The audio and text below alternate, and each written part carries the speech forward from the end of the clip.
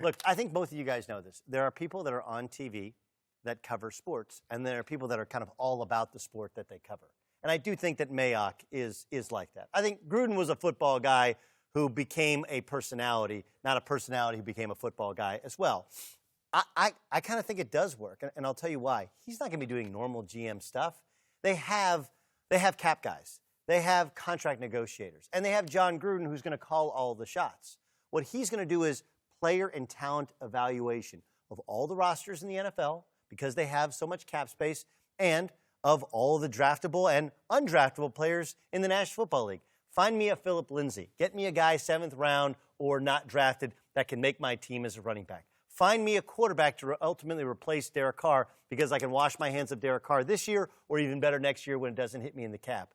I think that's going to be his job, and as long as he stays in that lane and understands that he's not making the calls at the end of the day, that Gruden's making the final call, why not? This has been his life, in that he loves the draft. He loves knowing personnel. Maybe far too much so, because it took away from his broadcasting skill. He gets so much into the breakdown. But if he just does what he does best, what he's hired to do, I do think it'll actually work. This is why it will not work. When's the last time you signed up to be micromanaged? You have not. I doubt it. And if you have, something's wrong with you. No. But this is why it won't work, because Mike Mayock, he is very talented and gifted at what he does with breaking down talent, what he sees, being able to assess personnel. Which is what I just suggested that he'll do. You're right. But he can offer you even more, and he's going to want to do even more. I'll tell you why he's so special. Number one, he's the only analyst that really knew that yours truly was special coming out of the That's draft. why you like him. We knew it was something. So obvious. You know, he saw the greatness, yes. And he was the first one to identify it and say it. So I knew he knew what he was talking about. What do you say about Hoosh? I don't know what he said about He wasn't on the scene probably when I don't know out. what he said. But no, I don't think it'll work, because you got John Gruden. You got John Gruden's hand in too much here. I just think with him having the last say, when you give a guy that amount of money and give him all that responsibility, you're going to ask him the last say. You're going to give him the last nod. And no one's going to want to sit here and say, hey, I'll do that. I'll just assess guys and leave it alone. No, that's not the case. The reason I believe it's going to work is because he's been hired. They sat down, and he was told exactly how it's going to work. You're going to evaluate talent. I'm going to pick the talent. And had he not agreed to that, he wouldn't have been hired. Now, this is what's going to happen. As years pass and the more success that Mayock has by, okay, I like this guy, we draft this guy, he's going to want more say-so. Initially, it's going to work because he took the job and he knows what entails this. After a few years, he's going to want more say-so. He's going to want to do more. He's going to want to be able to do more. And Gruden's going to say, no. Do you remember when I hired you? This is what the deal is.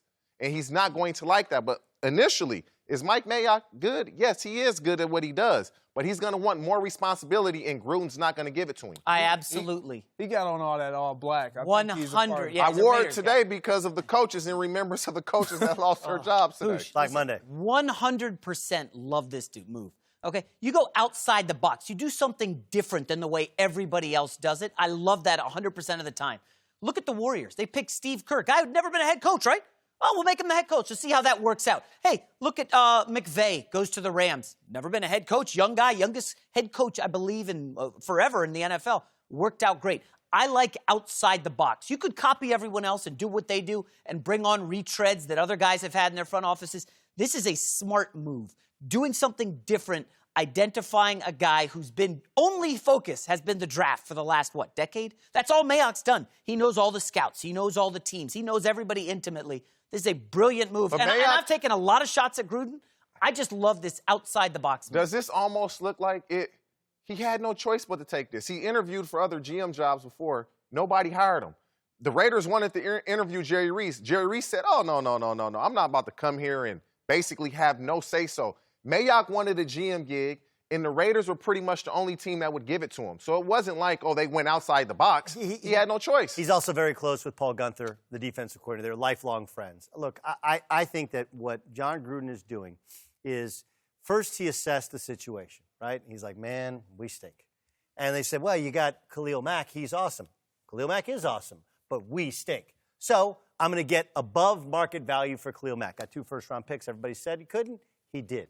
And then he looks at his offense. He's like, what else can I move? Amari Cooper. We're not very good. He's going to make $14 million next year. He got a first-round pick when everybody else was offering a second or a third-round pick. Killing the Eagles only offered, I think, a third-round pick for him. So he got market value for his assets. Then he looks around. He's like, all right, I got cap space. I need to hire people that know what I don't know. That's what really smart people do. And as much as John Gruden liked doing the draft and liked interviewing guys, he doesn't know all of what Mike Mayock knows. And so he's hired people to do what he doesn't want to do because he wants to coach quarterbacks. He wants to coach offense. He wants the Raiders to win. And I actually think this makes a ton of sense. It doesn't mean that it absolutely, I can't go 100% that it works. No, I said 100%. But I think it's a unique idea in that if you don't, guys don't make decisions. It's not Gruden making every decision. It's not going to be Mayock making. They get in a room and they make a call. And now look, there's going to be a player where Mike Mayock stands on the table and said, draft this guy or I quit. And there's going to be a time in which John Gruden says, who's the head coach, who's the president, who's making the most money. I don't think he'll make every decision. I don't think that's how it actually works with really good teams. I think he's learned from some of his mistakes in the past. I hope, and he'll take some of the advice of the talented people he's putting around him. One last note. You mentioned they could get out of Carr's contract this offseason. That's 100% spot on. And the interesting thing is, what if they can acquire more draft picks in a trade of Carr or just releasing him? Because a lot of teams need quarterbacks. They got 3 first-round picks, Hoosh, and now you got Mayock. He had a great GM in Reggie McKenzie. No. Great GM. No. He had done great things.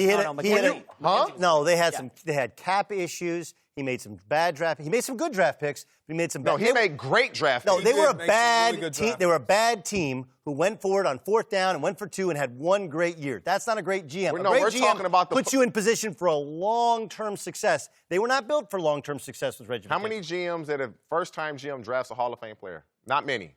Not many. And perennial Pro Bowler. But you make and Amari Cooper. Not many. I'm with you, TJ. But we gotta go, Amari Cooper guys. was bad the past 2 years. We got to go.